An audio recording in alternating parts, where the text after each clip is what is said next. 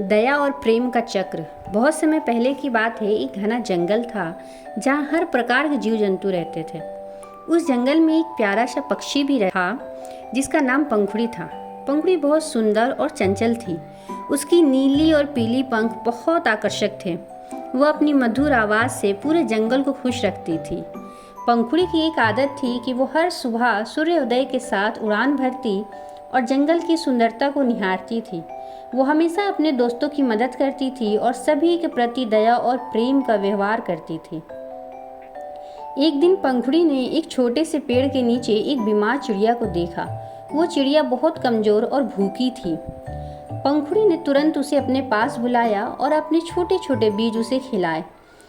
उसने उस चिड़िया की बहुत देखभाल की, उसे पानी पिलाया। धीरे धीरे वो चिड़िया ठीक हो गई और फिर से उड़ने के काबिल हो गई। उसने पंखुड़ी का धन्यवाद किया और कहा, तुम्हारी दया और प्रेम ने मुझे नई जिंदगी दी है। मैं तुम्हारी हमेशा आभारी रहूंगी।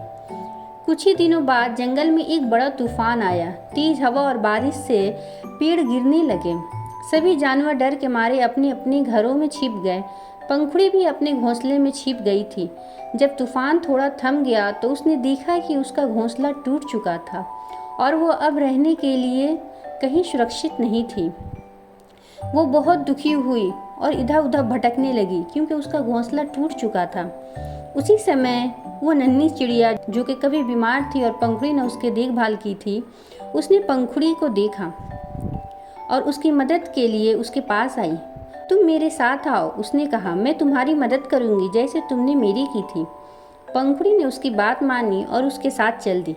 बीमार चिड़िया ने पंखुड़ी को अपने घोंसले में स्थान दिया और उसकी देखभाल की। पंखुड़ी ने महसूस किया कि दया और प्रेम का यह चक्र कभी खत्म नहीं होता। उसने सीखा कि जब हम दूसरों की मदद करते हैं तो वो मदद किसी न किसी रूप में हमारे पास वापस आती है। पंखुड़ी और वो चिड़िया अच्छे दोस्त बन गए और उन्होंने एक साथ कई खुशहाल दिन बिताए। मोरल: इस कहानी से हमें ये सीख मिलती है कि दया और मदद की भावना न केवल दूसरों के जीवन में बल्कि हमारे जीवन में भी खुशियाँ और संतुष्टि लाती है। हम सभी को एक दूसरे की मदद करनी चाहिए और प्रेम की सहानुभूति के साथ रहना चाहिए, क्योंकि यही हमारे जीवन को सुंदर और सार्थक बनाता है।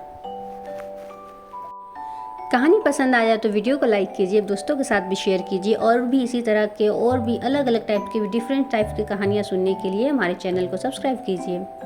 फिर मिलेंगे एक नई कहानी में नए मोरल्स के साथ। तब तक के लिए बाय बाय।